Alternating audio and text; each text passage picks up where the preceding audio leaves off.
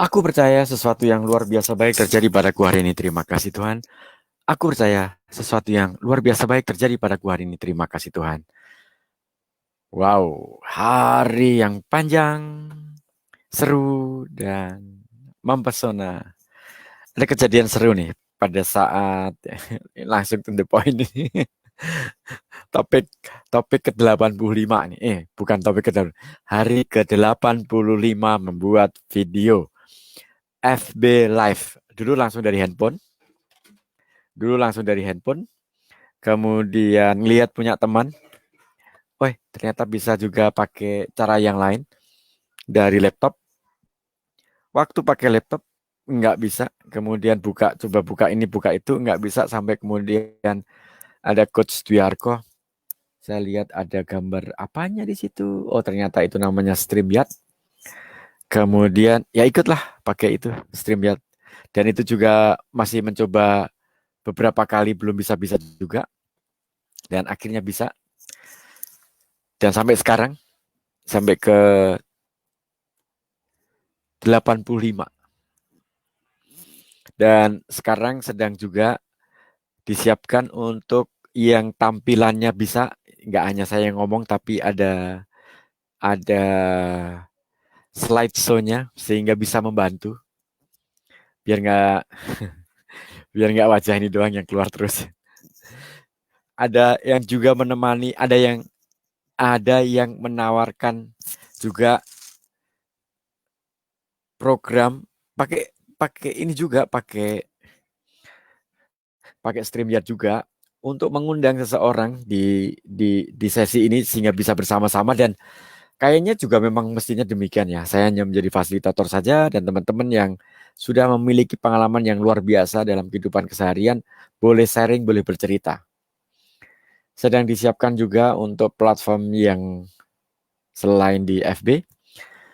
Nah, tapi mungkin temanya lebih pada passion dan calling. Jadi masih ada hubungannya tentu saja, karena sejatinya awal mulanya dulu dibentuk adalah justru dari passion calling dulu, kemudian di prosesnya ternyata malah justru bersyukur dulu yang lebih duluan. Lebih cepat ditanggapi oleh teman-teman. Dan passion calling juga seru. Kita berurusan dengan passion itu juga seru. Waktu dulu pernah diadakan, ada peserta yang usianya sudah 66. Nah, ada yang 72 juga. Jadi memang sudah sepuh, tapi apakah masih perlu saya membahas tentang passion gitu? Itu juga sebuah tantangan juga. Apakah masih perlu ngomongin tentang passion? Tapi ternyata setelah menemukan prosesnya dan menghidupi prosesnya selama 3 hari 2 malam, lalu kita akan pecah-pecah dalam sesi-sesi melalui online juga. Karena ternyata kita mendapatkan pengalaman yang luar biasa dari pengalaman online.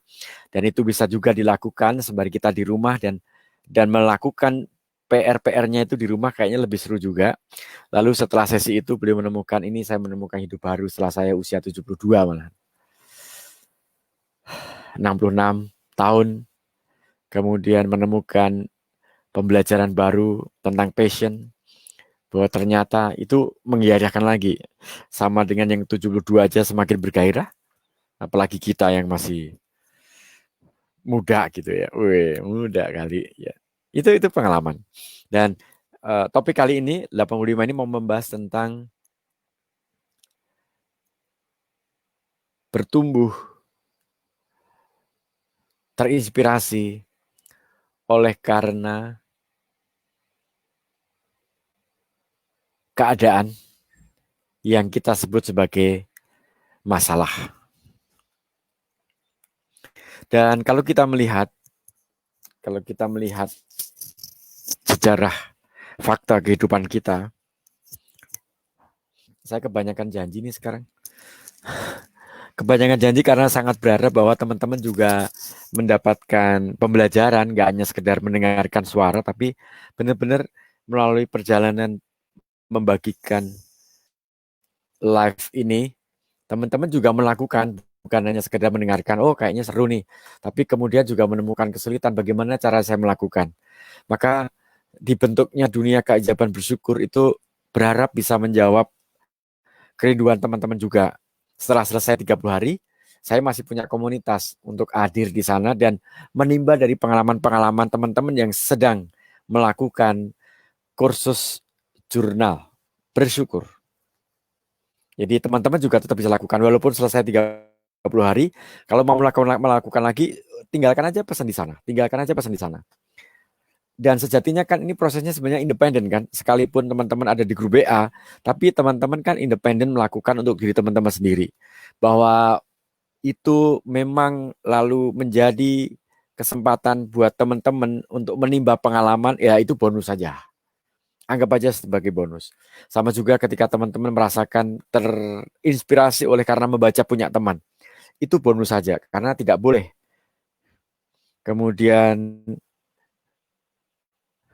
mencemburui jurnal bersyukurnya orang lain gitu. Atau menilai jurnal bersyukurnya orang lain. Itu kan kita sebut di awal kan, kita sudah menemukan pernyataan bahwa no judgment state. Tidak ada judgment di dalam proses kita melakukan ini. Bahkan untuk diri kita sendiri. Bahkan untuk diri kita sendiri. Jadi ya mari kita lakukan untuk diri kita sendiri, sembari kita meneguhkan orang lain, plus kita mendapatkan dari orang lain apa yang menjadi rasa syukurnya. Sebagian kita memang terinspirasi. Sebagian dari kita memang terinspirasi oleh apa yang dituliskan teman-teman di dalam grup. Sejatinya kekuatannya justru pada wadahnya itu. Jadi apapun yang dituliskan, masukkannya ke sana. Karena suatu saat begitu demikian banyaknya aliran sungai bersyukur menuju satu wadah dunia keajaiban bersyukur. Nah, saya berharap setelah itu kemudian itu disiarkan juga kemana-mana. Teman-teman boleh bagikan juga informasinya bahwa, oh iya, aku menemukan seseorang menuliskan dalam jurnal bersyukurnya yang aku temukan di fanpage dunia keajaiban bersyukur itu seperti ini. Sehingga itu juga lalu menjadi inspirasi. Kita ke dunia keajaiban bersyukur berbagi dan menimba kehidupan, harapan baru. Kemudian kita keluar dari dan hidup kembali ke dunia yang nyata ini, mendapatkan inspirasi dan spirit dari ketika udah memasuki dunia keajaiban bersyukur. Itu timbal balik aja. Jadi jadikan dunia keajaiban bersyukur sebagai wadah atau muara kehidupan Anda, sehingga Anda boleh berbagi di sana. Kemudian sekaligus menimba pengalaman di dunia keajaiban bersyukur yang oleh teman-teman sekarang dinamai DKB, DKB, dunia keajaiban bersyukur. Setelah menimba dari sana, membersihkan dalam tanda kutip diri dari begitu banyak hal yang mungkin negatif, yang mungkin tidak memberdayakan, masuk ke sana, memberikan komentar, kemudian menemukan kebaruan dalam hidup, kemudian hidup dalam dunia nyata, menjalani kehidupan sehari-hari. DKB, semoga sampai ke tahapan menjadi ruang bagi kita untuk bertumbuh dan berkembang, memberikan inspirasi sekaligus menemukan inspirasi dalam kehidupan keseharian. Dan tadi kita membahas tentang bertumbuh dalam keadaan yang kita sebut sebagai masalah. Jadi kalau kita menemukan pertumbuhan di dalam masalah, ayo kita cari masalah. Ya enggak gitu juga. Enggak gitu. Masalah itu datang bukan oleh karena kita mencari. Kalau kita ingin hidup sungguh-sungguh, maka kita akan berjumpa dengan masalah. Karena apa? Masalah itu memang, ya, rumusan masalah kan ini antara kondisi sekarang tuh coba kalau kita punya slide show-nya kan enak banget nih untuk menuliskan bahwa kondisi sekarang, kemudian kondisi yang diimpikan. Jarak antara kondisi yang diimpikan dengan kondisi sekarang itu kan ada jaraknya tuh. Nah, itulah kita menuju ke sana. Dan di dalam proses menuju ke sana pasti ketemu dengan hambatan, pasti ketemu dengan masalah. Tapi masalah itu nggak perlu dicari karena dia ada di sana. Karena dia ada di sana. Jurnal bersyukur membantu kita untuk menemukan masalah. Bukan mencari-cari masalah. Bukan mencari-cari. Tapi menemukan. Atau berjumpa dengan masalah. Nah, kalau nggak punya masalah, carilah. Tapi intinya sebenarnya pada saat kita mau hidup dengan baik, mau menjalani kehidupan yang saya impikan pasti akan berjumpa dengan masalah. Dan masalah itulah yang menjadikan kehidupan kita bertumbuh dan berkembang. Teman-teman, tentu saja saya kelihatan terasa pedasnya ketika menyatakan bahwa wah ini tidak benar nih, masih untung kalau dibilang tidak benar kan, kalau dibilang salah, ini jelas salah. Antara apa yang rumuskan dengan tujuan hidup Anda seperti apa, kemudian apa yang Anda tuliskan, dan apa yang Anda hindari, itu jelas sekali menunjukkan bahwa Anda nggak sinkron. Dilihat dari mana? Dari jurnal bersyukur Anda. Dari jurnal bersyukur kita itu akan nampak. Jadi, kita tidak perlu mencari-cari masalah. Masalah itu udah ada di sana. Karena masalah itu sebuah tanda, sebuah alarm yang diberikan kepada kita supaya apa? Supaya kita selalu menyadari bahwa selalu ada ruang bagi kita untuk bertumbuh dan berkembang. Saya ingatkan sekali lagi, saya ulangi sekali lagi dengan pelan-pelan. Selalu ada ruang bagi kita untuk bertumbuh dan berkembang. Dan kita sudah memiliki sumber daya internal yang dibutuhkan untuk bertumbuh dan berkembang. Sudah memiliki, dasarnya sudah kita miliki, ada di sana. Sekarang tinggal bagaimana kita mengelolanya. Mungkin kita butuh seseorang untuk membantu kita menunjukkan caranya. Mungkin kita membutuhkan seseorang hanya menemani saja di prosesnya. Hanya menemani dan memperhatikan aja. Nggak perlu komentar, itu alasannya kenapa ada DKB. Mungkin teman-teman hanya ingin mengeluarkan kalimat-kalimat yang disyukuri dan kemudian mendapatkan inspirasi dari teman-teman. Dan Yudi, tutup mulut. Nggak perlu komentar. Iya kan? Iya. Di perjumpaan, di pertemanan, di grup BA itu juga pada akhirnya ternyata saya hanya disuruh berjuang dengan diri saya sendiri. Iya, kan nggak ada garansi dari saya. Garansinya Anda sendiri. Yang sakit hati kemarin luar biasa tuh yang sakit hati. Yang sakit hati saya bilangin, tidak ada satu orang pun yang bisa menyakiti hatiku hingga aku mengizinkan untuk sakit hati. Saya ulangi lagi, tidak ada satu orang pun yang bisa menyakiti hatiku hingga aku mengizinkan untuk sakit hati. Wah, itu mantra itu. Jadi tidak ada kalau kita tidak mengizinkan. Orang boleh bilang kamu jelek. Orang bilang kamu hitam. Orang bilang kamu miskin. Orang bilang kamu apaan tuh. Orang bilang apapun, orang boleh bilang apa-apa terhadap Anda. Tetapi Andalah yang memutuskan untuk sakit hati atau tidak. Tidak ada satu orang pun yang bisa menyakiti hatiku hingga aku mengizinkan untuk sakit hati. Mari kita renungkan kalimat itu. Dan betapa kita di dalam prosesnya mudah sekali bagi kita untuk sakit hati. Semuanya membuat sakit hati. Dilirik aja udah langsung sakit hati. Bawaannya marah, baper, bawa perasaan. Betul, bawa perasaan, tapi konteks perasaannya jangan diletakkan dalam konteks perasaan yang kemudian disalah mengertikan sebagai sesuatu yang negatif. Perasaan selalu harus dibawa lah dalam konteks yang positif. Ada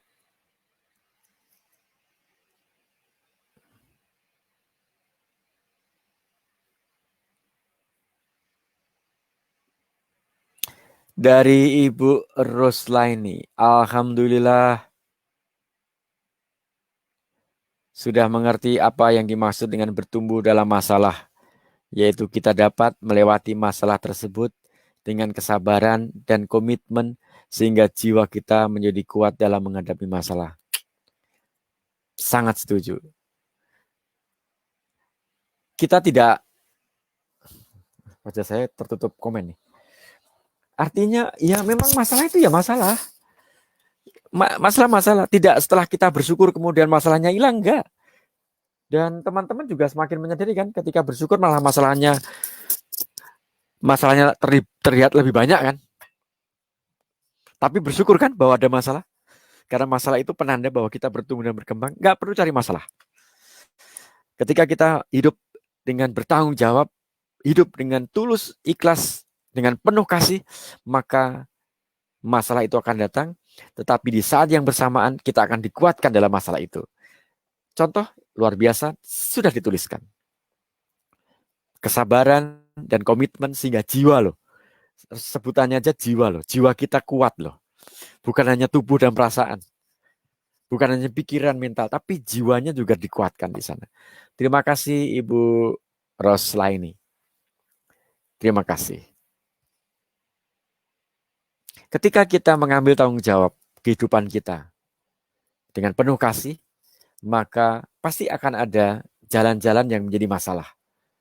Dulu pernah kalimat ini dimunculkan. Memang jalan menuju kesucian, jalan menuju pertumbuhan yang sejati, itu memang jalan penderitaan. Saking karena munculnya banyak orang mengeluh mengesah. Kok setelah saya bertanggung jawab, kehidupan justru menjadi berat bagi saya. Selama justru menjadi menderita terus saya.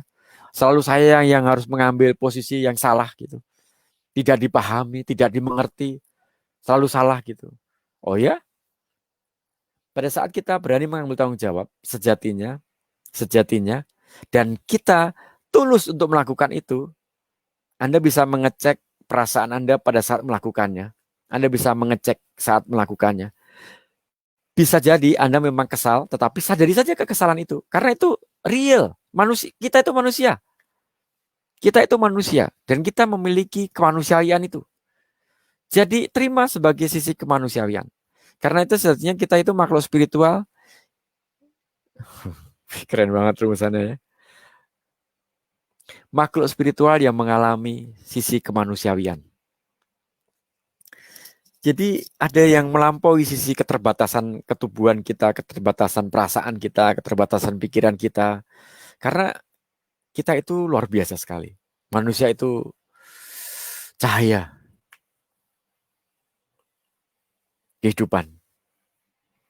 Jadi ketika kita sungguh-sungguh mengambil tanggung jawab itu, ya memang kehidupan tidak berubah.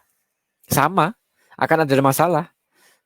Cuma ya ini tadi, rumusannya adalah saya bertumbuh dalam masalah dan mampu melewati itu sehingga jiwa kita menjadi kuat. Jiwa kita menjadi kuat. Menjadi suci bahasa saya dalam bahasa sebetulnya. Menjadi suci itu artinya menjadi ringan gitu. Iya saya punya masalah. Sekarang ini juga punya masalah. Karena memang kita sejatinya nggak punya masalah. Susah rumusannya. Sejatinya ya kita hidup dalam masalah itu. Tetapi kita malah menemukan dorongan untuk bertumbuh gitu loh. Kalau teman saya yang suka berselancar itu, kalau nggak ada gelombang itu saya justru malah mati gitu. Jadi saya harus cari masalah ya? Enggak cari masalah. Kita hidup dengan bertanggung jawab atas hidup kita. Hidup kita itu ada 8 area loh ya. Ada 8 area. Masih ada banyak hal yang harus kita selesaikan. Kalau kita oke di daerah finansial, kita masih punya keluarga yang menjadi tanggungan kita. Kita masih punya relasi. Kita bisa aja bangga dengan keluarga kita, tapi kita tanyakan satu persatu kepada anak kita nih. Kamu bangga nggak punya orang tua seperti saya gitu loh. Dan bisa jawabannya beda sekali loh. Itu juga sebuah keberanian juga. Bertanggung jawab artinya menanyakan itu pada pasangan misalnya gitu. Dan seru banget bagian yang ini seru banget. Nah, makanya perlu disiapkan lah ya. Jangan kepedean juga. Artinya harus ada kode-kode tertentu sebelum bahas yang satu ini. Setidak-tidaknya minta kamu lihat-lihat dulu dong buku bersyukurku gitu. Boleh.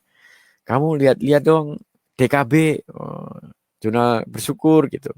Atau Mama ikut dulu deh, Papa ikut dulu deh jurnal bersyukur. Anak-anak ikut dong jurnal bersyukur. Itu mumpung ada kelasnya itu gitu. Itu boleh karena Pak itu menyiapkan sungguh-sungguh. Artinya ketika kita memiliki arah pandang yang sama, itu akan membantu kita untuk ngobrol apapun. Itu satu. Ngobrol apapun, satu. Tujuannya apa? Tujuan keluarga yang bahagia. Caranya kan bisa macam-macam. Mama pengennya nabung, papa pengennya investasi yang lebih beresiko. Kan itu tujuannya sama-sama ingin menyelamatkan keluarga dari sisi keuangan. Nah, lalu terjadilah komunikasi. Kalau enggak, itu ribut, saya ribut. Satunya pokoknya ditahan, jangan sampai uangnya keluar banyak. Kalau perlu dirit-irit, punya tabungan 10 juta aja rasanya wah, aman lah kita bisa hidup sementara ini. Yang satunya punya 100 juta aja rasanya, wah kita udah mulai menipis gitu loh. Nah itu juga terjadi dalam keluarga-keluarga kita semua kan.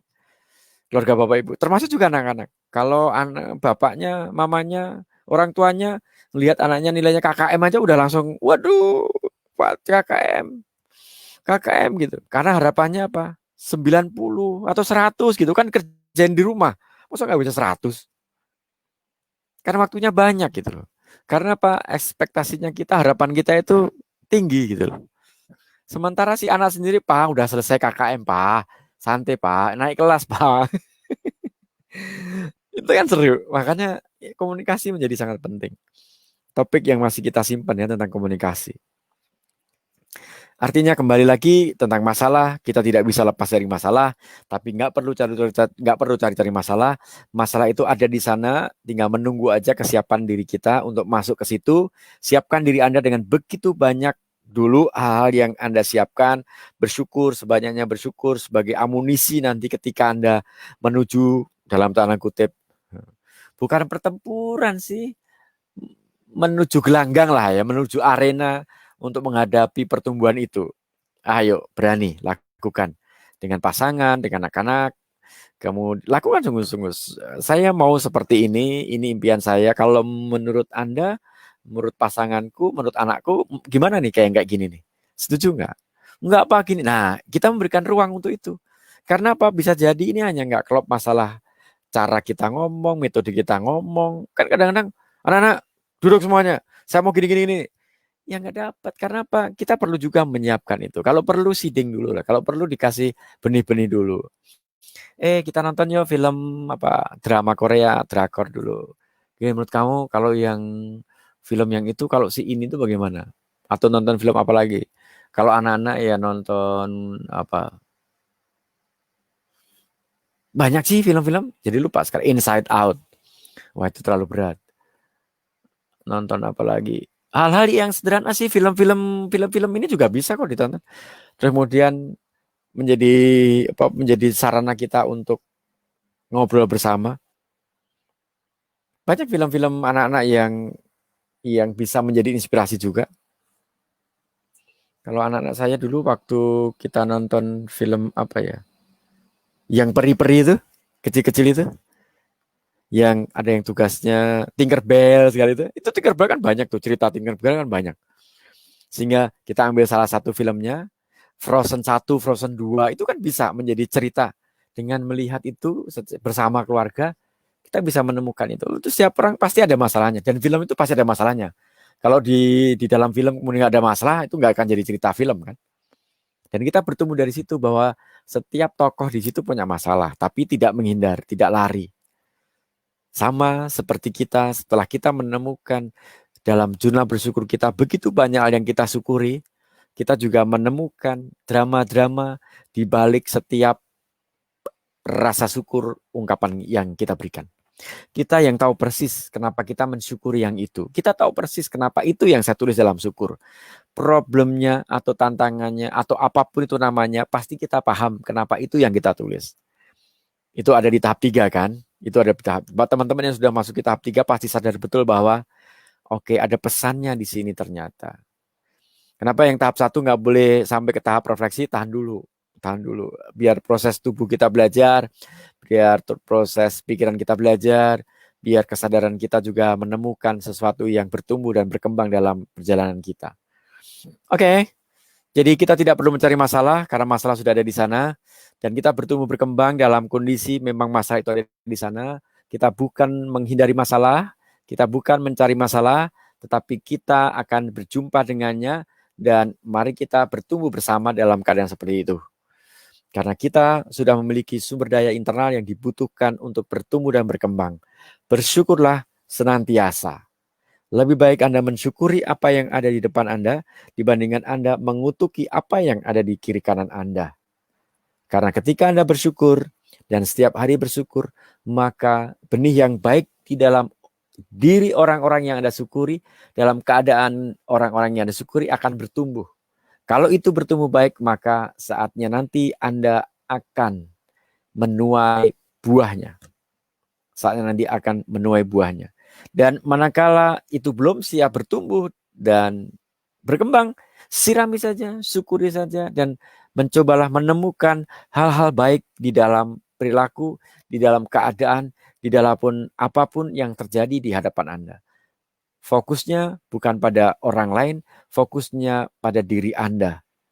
Pada saat Anda fokus diri Anda makin membesar dan makin membesar, maka seluruh area itu akan mengcover seluruh masalah yang Anda hadapi.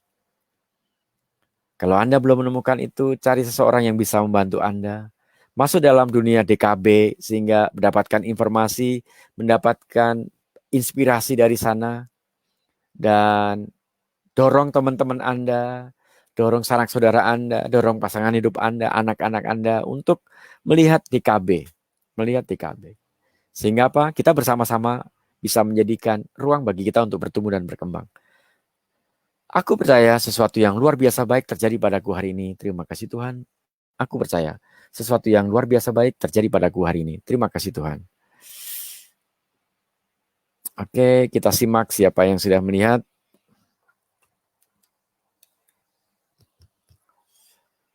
Terima kasih Iin Hendrawati. Terima kasih Ibu Yuli. Terima kasih Ibu Francisca Hermawati. Terima kasih semuanya. Dan semoga semakin hari kita semakin bertumbuh dan berkembang. Dan terima kasih, terima kasih, terima kasih. Aku percaya sesuatu yang luar biasa baik terjadi padaku hari ini. Terima kasih Tuhan. Keseruan apa lagi yang akan aku nikmati di sepanjang malam hari ini. Terima kasih Tuhan.